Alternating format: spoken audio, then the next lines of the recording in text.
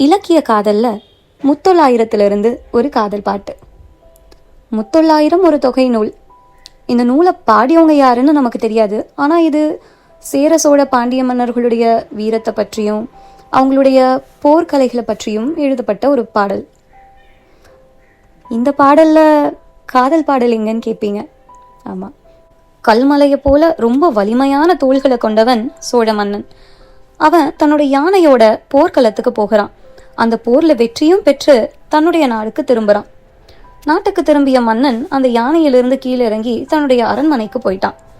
ஆனா அந்த யானை தன்னுடைய இருப்பிடத்துக்கு போக மறுக்குதான். நின்றுட்டு இருந்த இடத்துல இருந்து அசையவே மாட்டேங்குதான். எல்லாரும் சங்கிலியை போட்டு அந்த யானையை இழுக்க எவ்வளவோ முயற்சி பண்றாங்களாம். ஆனா அந்த யானை அசையாம அங்கேயே நிக்குதான். ஏன் அந்த யானை அசையாம அங்கேயே நிக்குது? அதுக்கு கவிஞர் ஒரு கற்பனையை சொல்றாரு பாருங்க.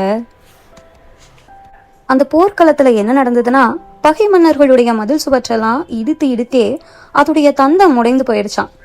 அது மட்டும் இல்லாம கீழே விழுந்து கிடந்த பகை மன்னர்களுடைய கிரீடங்களை இடறியே அதோடைய கால் நகங்கள்லாம் தேஞ்சிருச்சான்.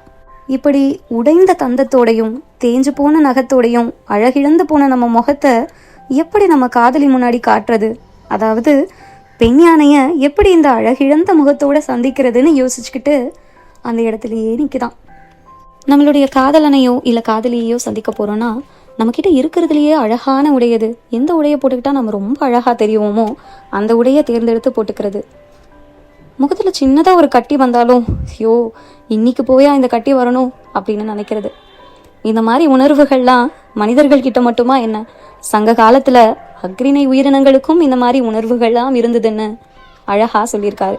கொடிமதில் பாய்ந்திற்ற கோடும் அரசர் முடியிடறி தேய்ந்த நகமும் பிடிமுன்பு பொல்லாமை நாணி புறங்கடை நின்றதே கல்லார் தோல் கிள்ளி களிறு.